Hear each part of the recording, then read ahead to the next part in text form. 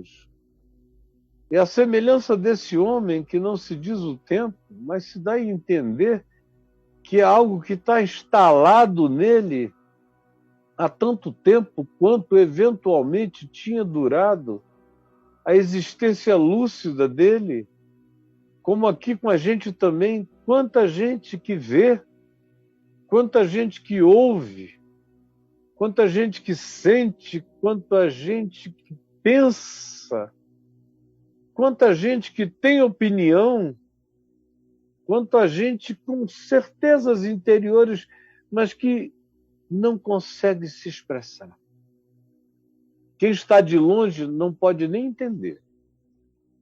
Quem está de fora não consegue compreender, porque você...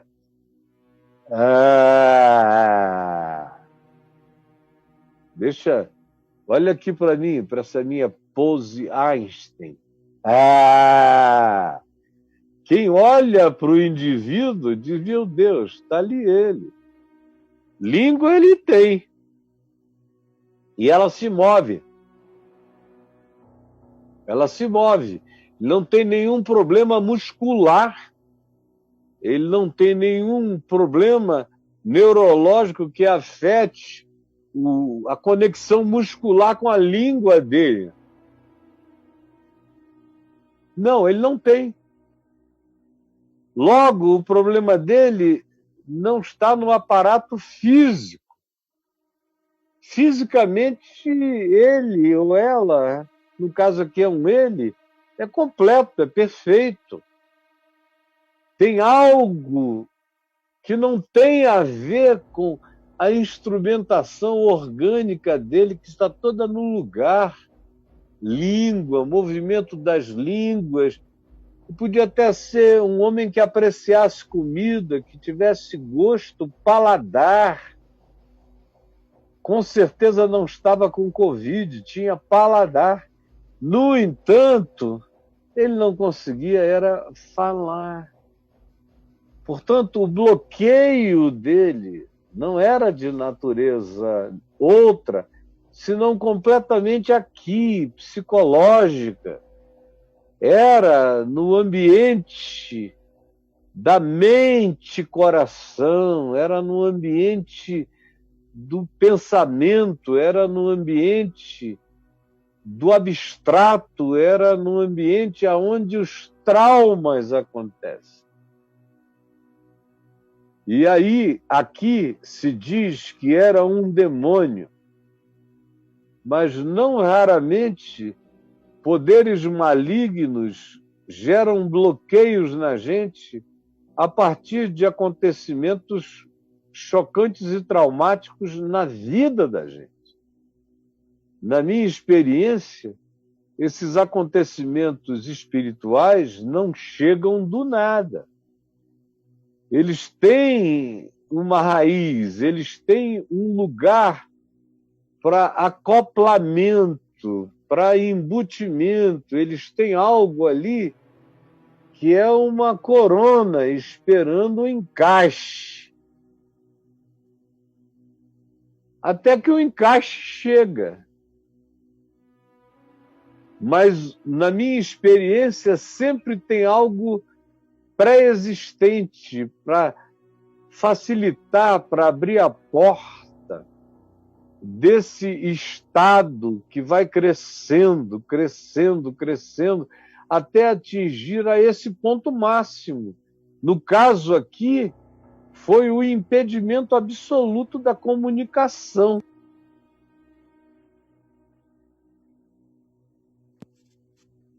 Foi o lacramento do ser desse indivíduo, da capacidade dele falar. E aí, se tinha algo pré-existente que foi oportunizado por essa realidade maligna que gerou o lacramento, o fechamento, o selamento da comunicação da pessoa, no seu caso, na sua capacidade de se comunicar, você foi ficando um cara cada vez mais fechado. E quando você vai se fechando na capacidade de se expressar, de dizer, Um monte de coisas decorrem daí. Você vai ficando não só um indivíduo introvertido, porque não fala, não se expressa, não se comunica. Você é todo para dentro, você é todo do avesso, você é todo reverso, você só grita para dentro, só fala para dentro, ninguém te percebe por fora. Quanto também isso muda completamente a vida social da gente. Aí a pessoa começa a não querer mais sair de casa. Depois de um tempo, ela só se comunica com os da casa. E com os da casa só se comunica com aqueles que têm paciência de tentar entender o que a pessoa está fazendo mímica para explicar. Levantou a caneca, a mãe já diz café, o pai também. Os irmãos não, já sabem, pô, ele está querendo é café, pode encher a caneca dele. E depois de 2, 3 anos, ninguém está mais nem aí. Você levanta a caneca, o cara diz, vai pegar teu café. Te vira. E até dentro de casa, até dentro da família, o sujeito vai experimentando isolamento. Depois de um tempo, ele vai se isolando mais profundamente. Até que chega a hora que ele não quer mais sair do quarto. Ele e ela. E ficam no quarto. A mãe vai lá, o pai vai lá. O irmão mais solidário, a irmã, dá uma chegada lá, puxa um assunto. Você não quer falar. Você não fala. Até que devagar todo mundo vai desistindo de ti. Então chega só a caneca com o pão, o prato, mas ninguém já nem fala mais nada. Porque você não responde. Porque você não retorna.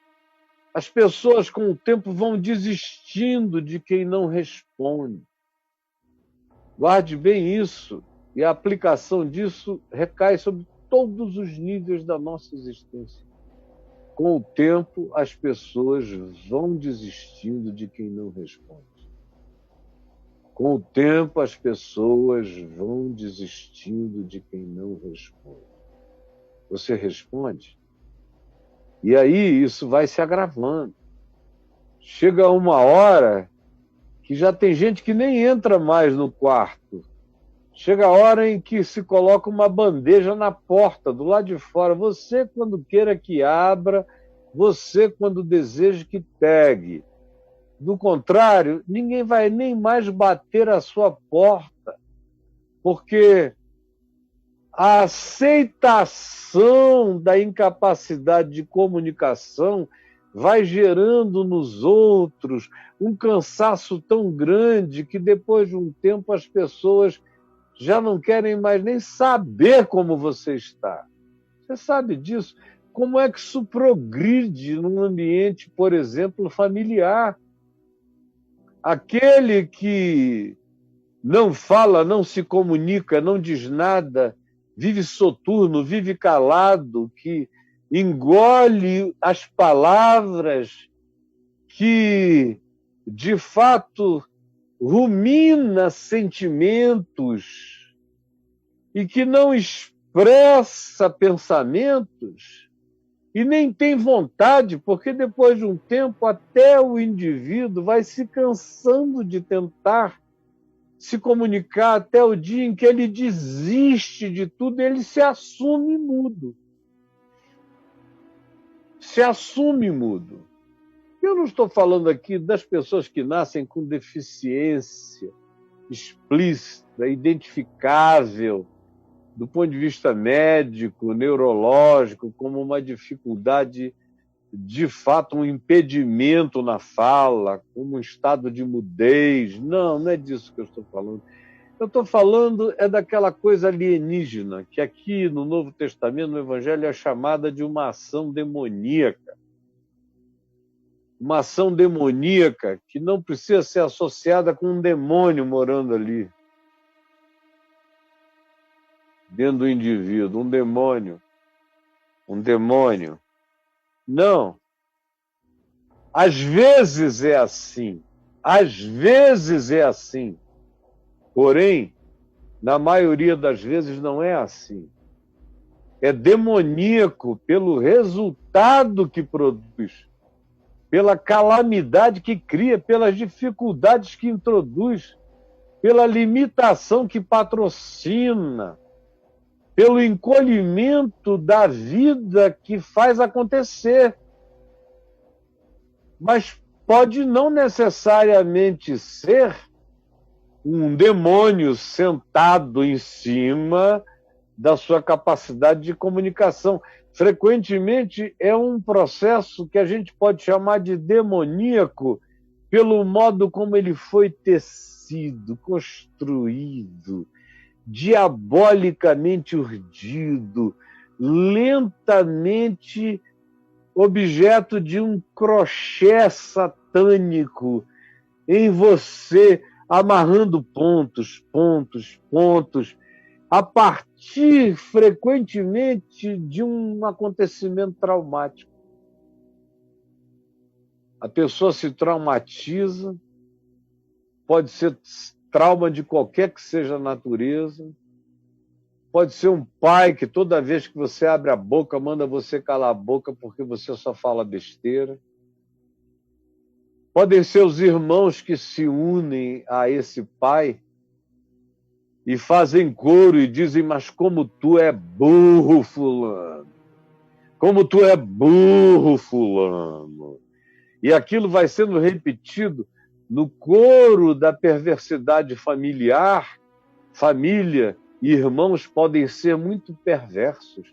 E quando tem um pai inafetuoso e, por conseguinte, também perverso, isso tende a crescer. Isso vira a sinfonia do inferno, isso vira o coral do Tártaro, dizendo, cala essa boca porque você é burro, fulano. Aí o indivíduo vai engolindo pensamentos, vai engolindo ideias, vai ruminando opiniões,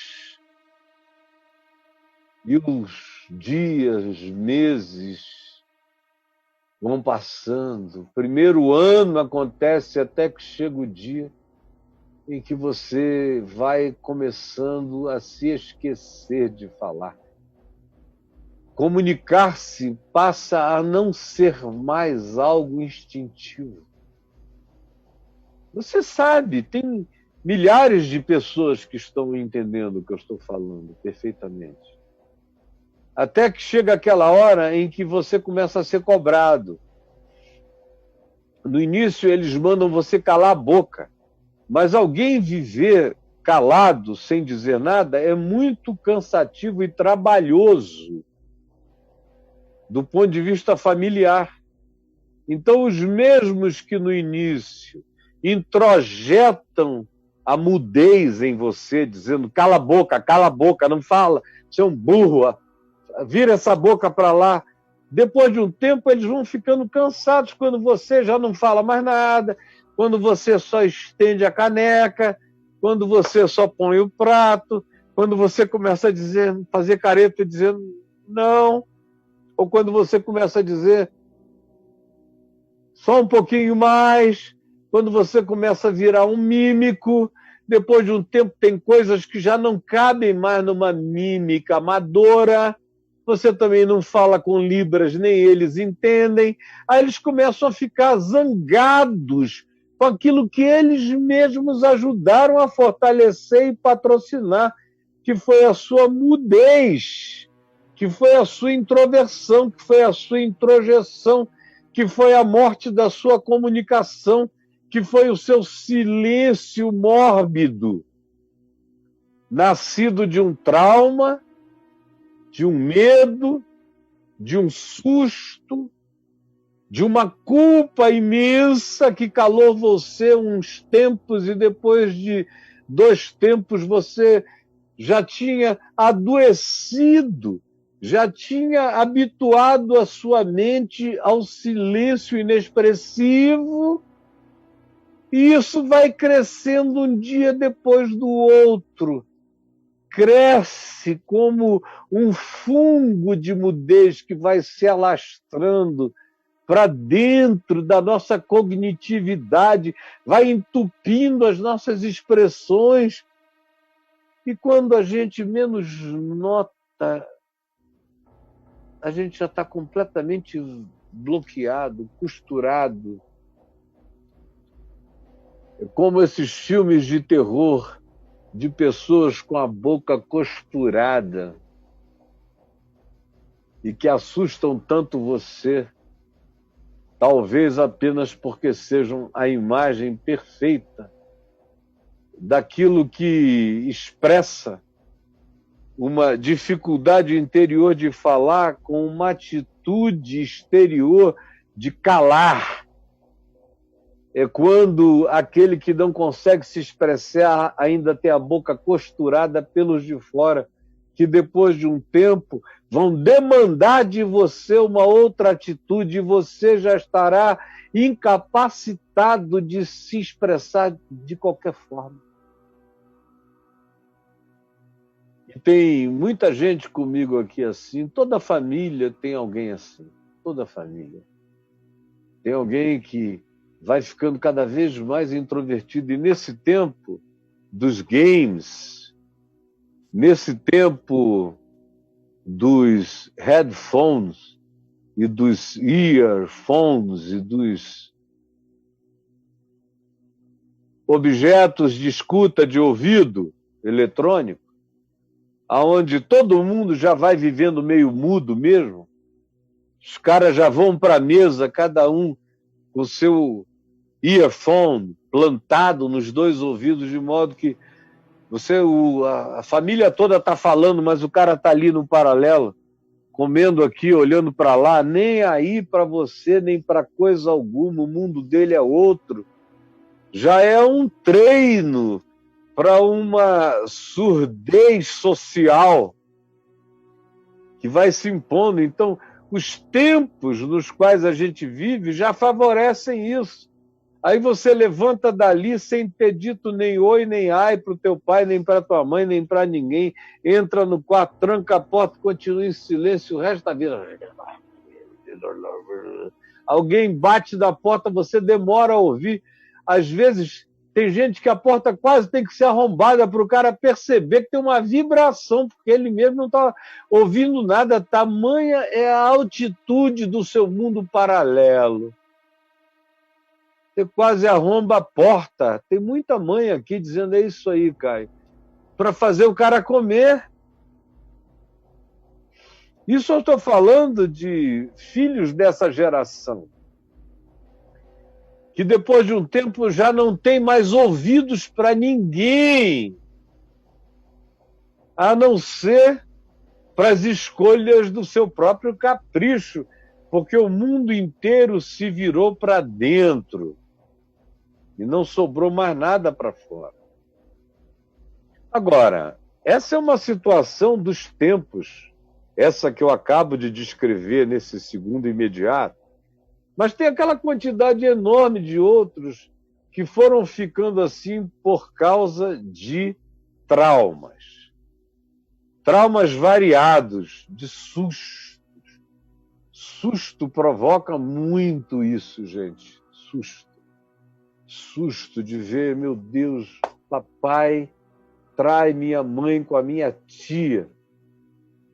Aí você, quase que mordendo a língua e a boca para ninguém saber, vai ficando silencioso, silenciosa, calado, calada, não diz mais nada, vai ficando estranho, vai entrando num estado soturno.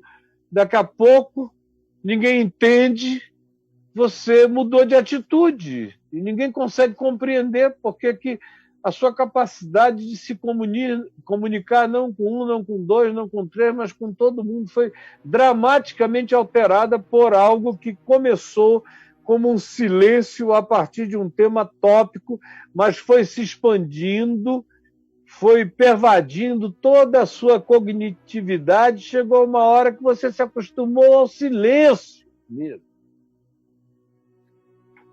Tem gente que entrou num estado desse por causa de culpa.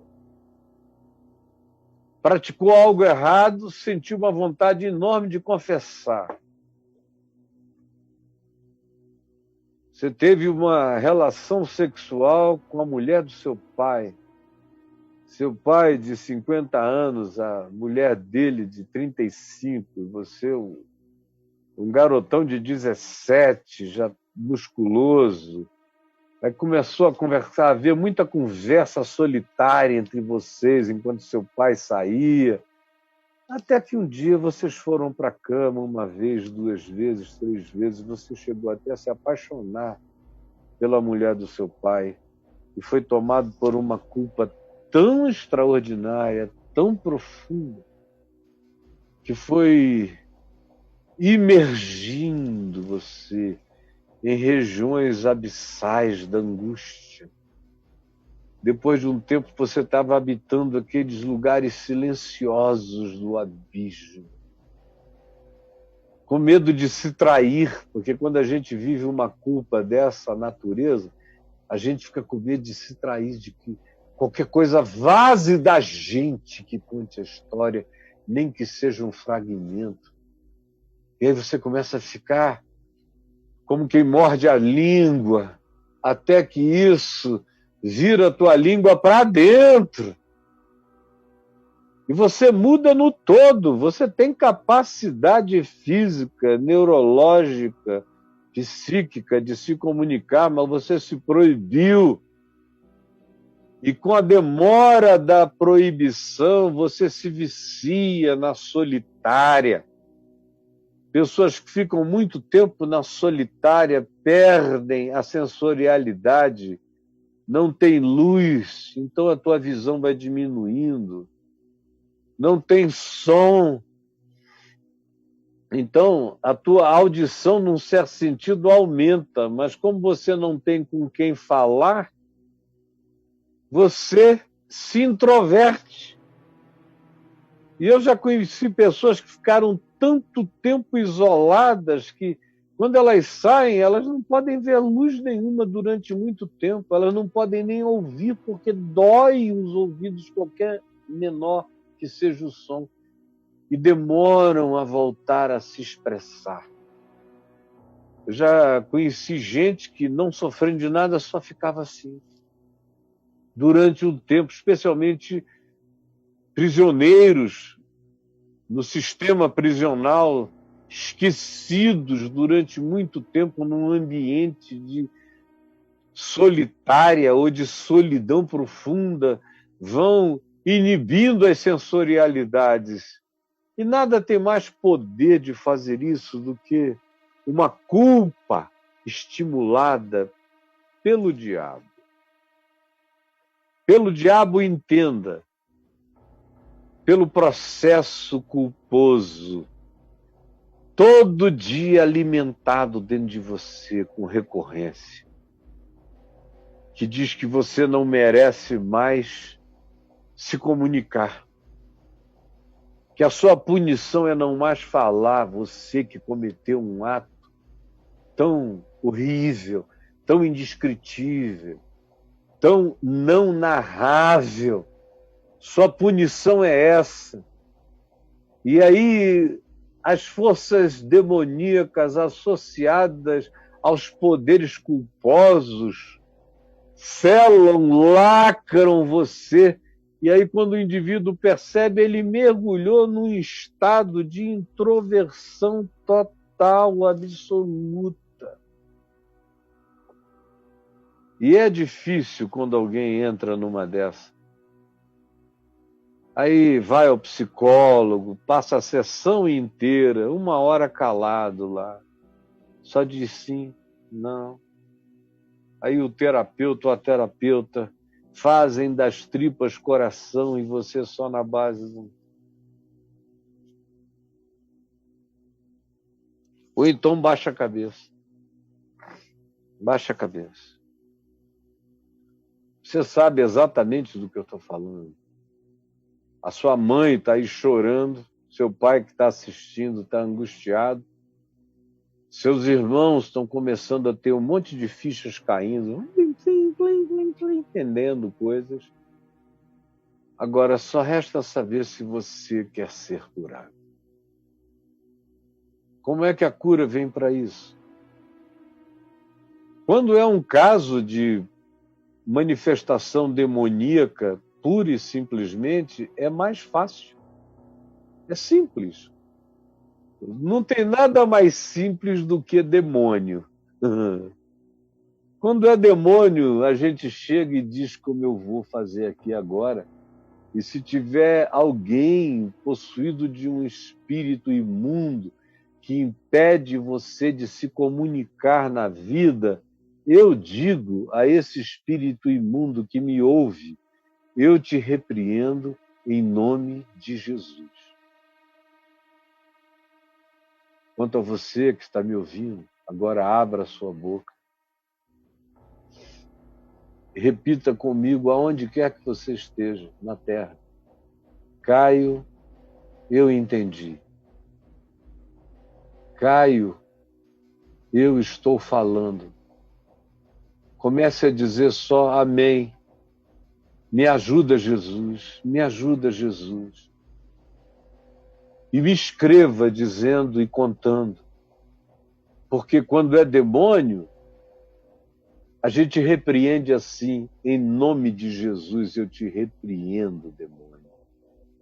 Sai dele, sai dela, e eu não preciso gritar. O poder está na autoridade do Espírito. Sai. E você vai falar. O que dá mais trabalho, quando dá mais trabalho, é quando não é uma coisa de natureza só explicitamente maligna do ponto de vista do endemoninhamento. O que dá mais trabalho é quando é psicológico, é quando é fruto do trauma, quando é o aninhamento maligno, aproveitando e chocando um trauma psicológico. Muitas vezes tem a ver com falta de perdão também. Você foi humilhado, tão esmagadoramente humilhado, humilhada, que se calou para sempre. E se calou de ódio, e se calou de raiva, e se calou de impotência. Mas o que está dentro de você é essa raiva silente, que é a pior de todas as raivas, essa raiva calada, esse ódio silente, que vão produzindo gritos de revolta para dentro e silêncio sepulcral na comunicação para fora. Também tem tanta gente me assistindo assim.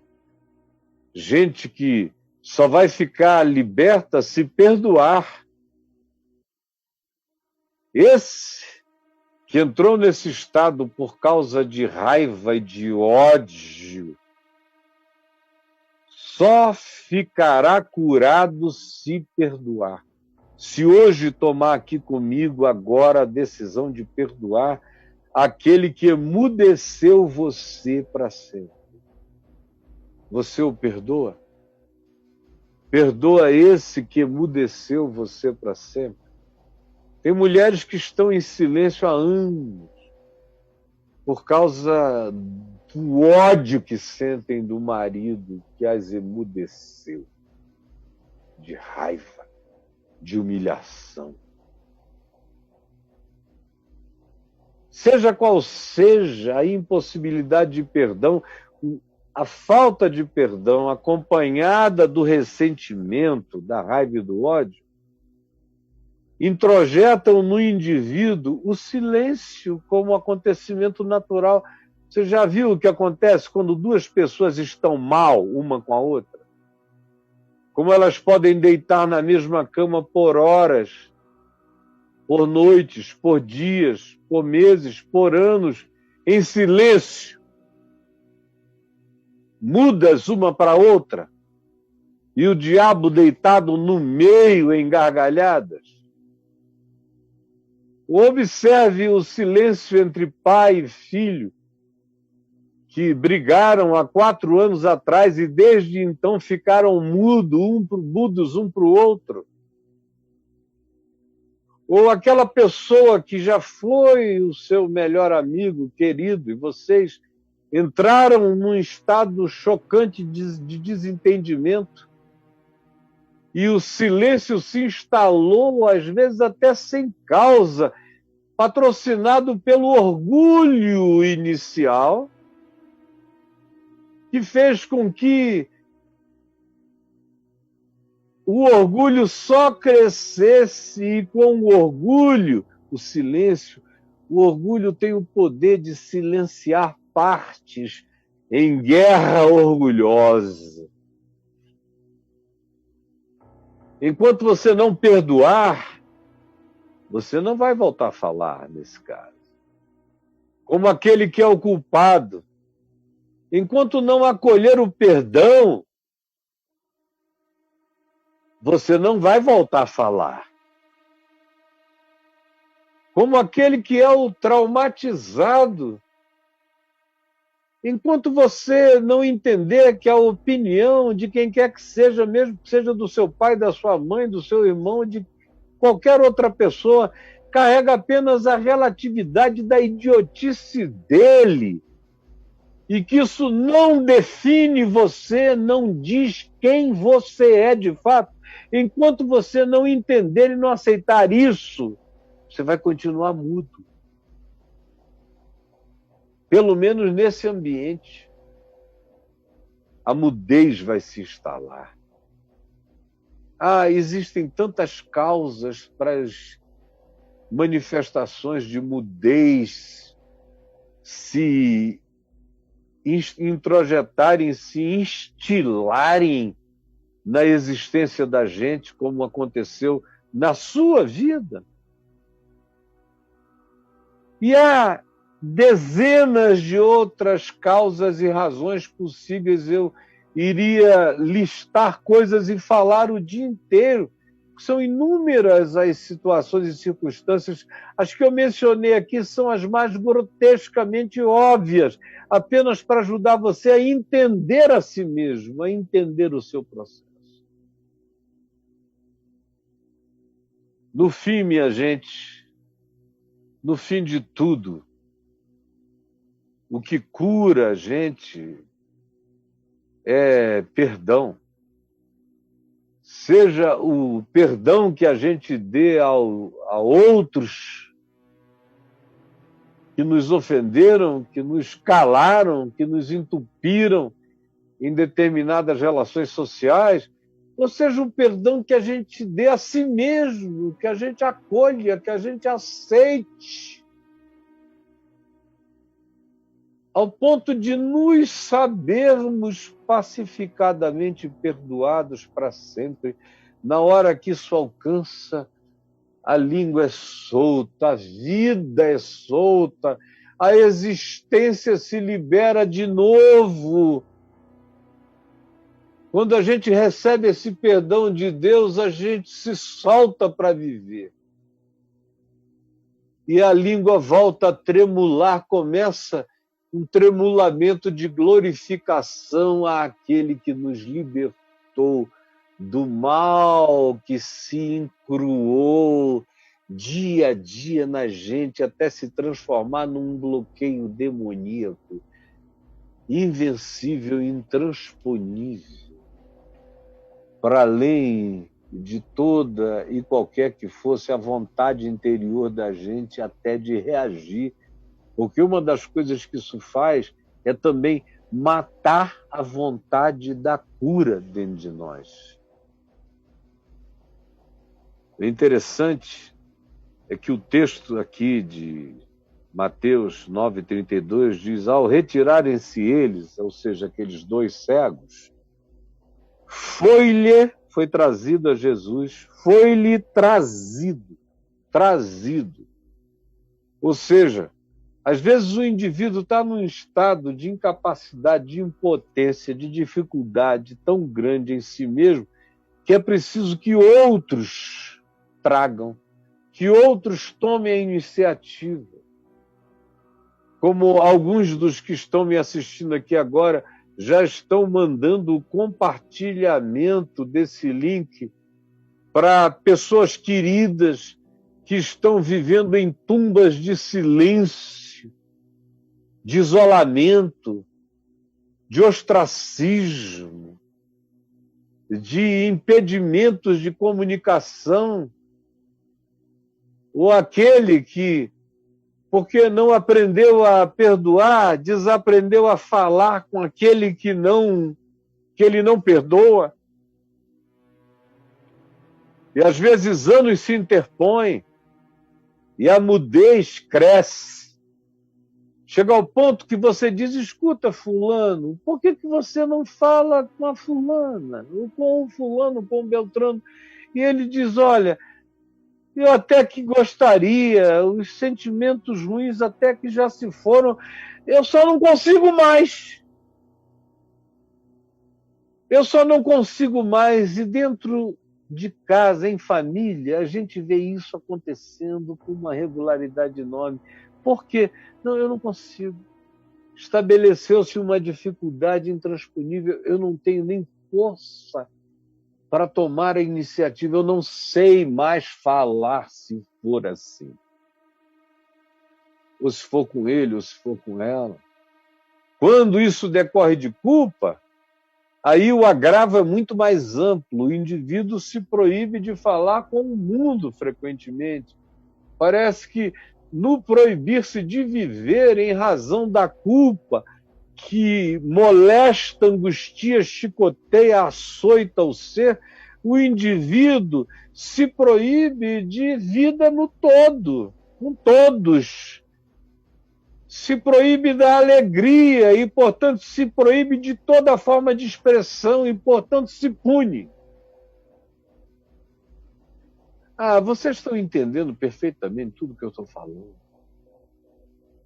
E eu estou aqui hoje na intenção de te ajudar.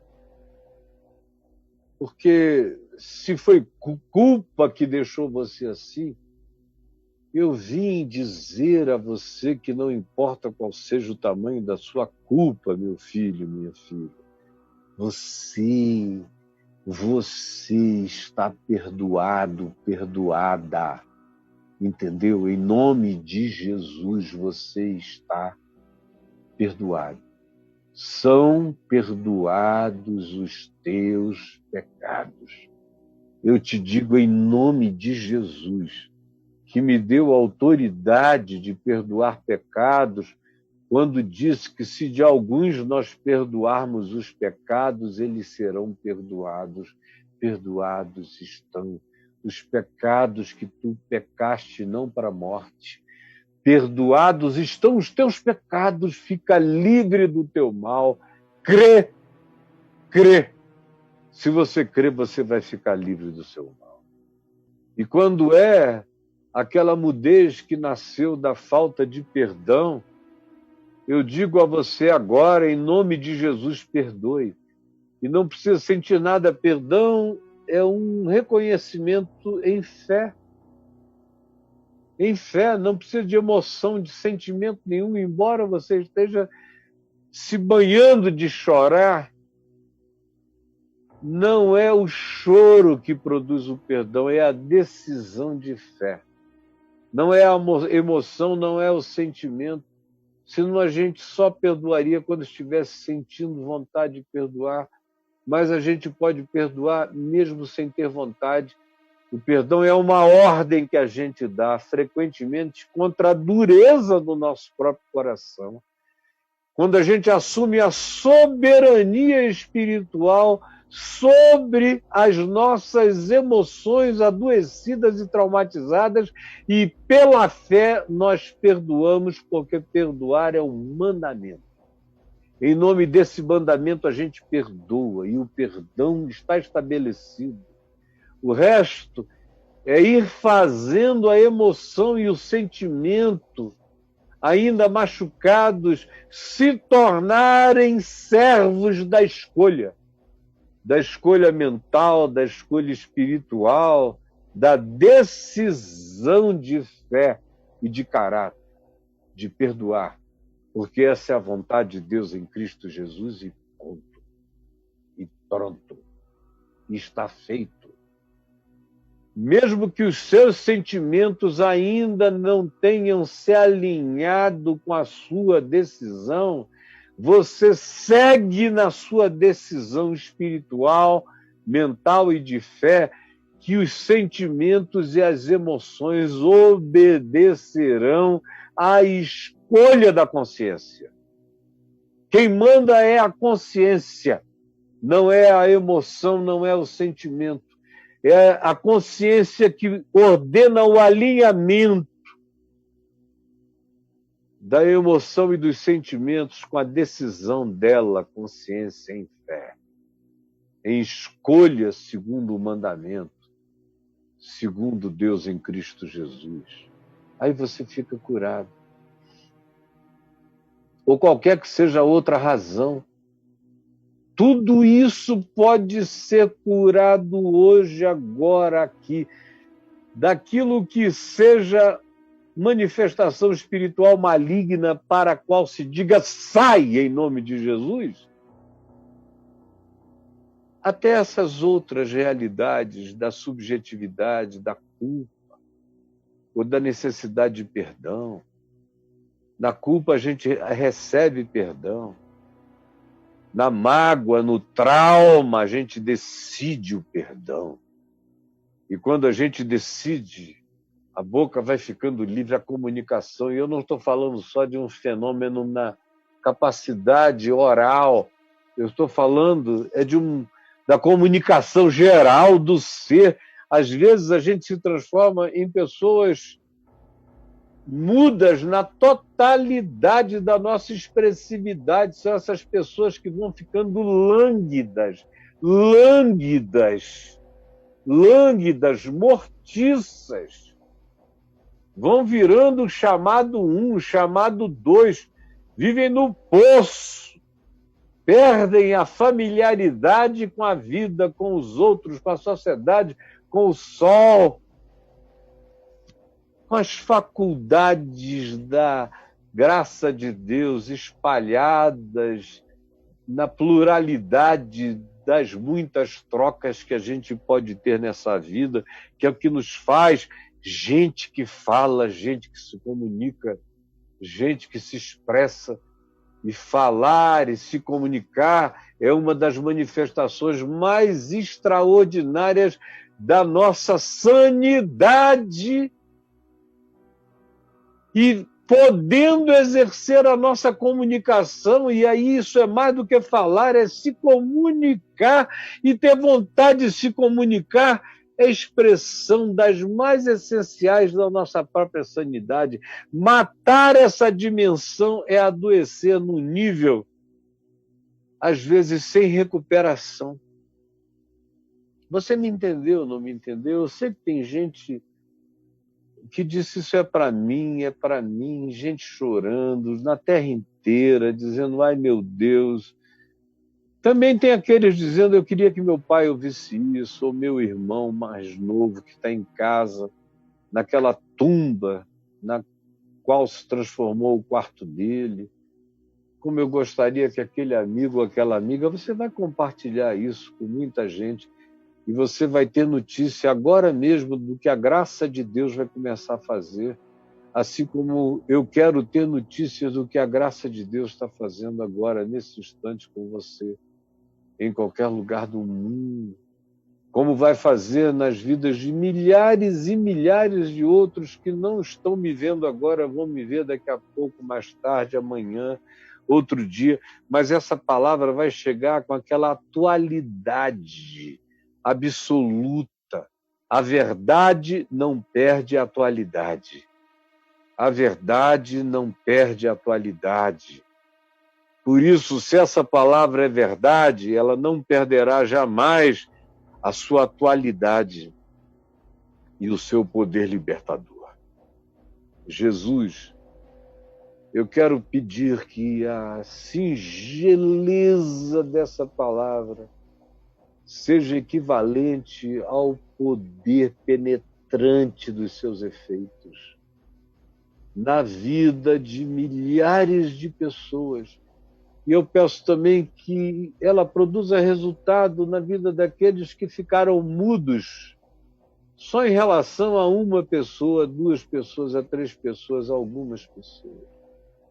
Esses que bloquearam a comunicação. Tem gente em relação a quem é sábio a gente se manter distante, mas não porque o coração odeia, tem raiva, carrega bloqueios, só porque não é sensato, não é sábio, não é prudente, mas não deixa que ódios, amarguras, sentimentos ou traumas ou introjeções amarguradas ou qualquer dessas coisas nos impeçam a capacidade de nos comunicarmos com a vida e na vida com pessoas, especialmente com aquelas que dependem do nosso perdão para continuar, ou aquelas que dependem do nosso alô para entrar.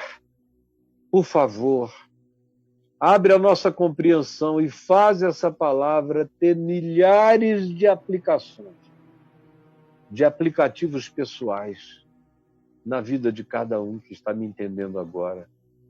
É o milagre que eu peço para hoje, espalhado sobre a terra, em nome de Jesus. Amém, amém e amém.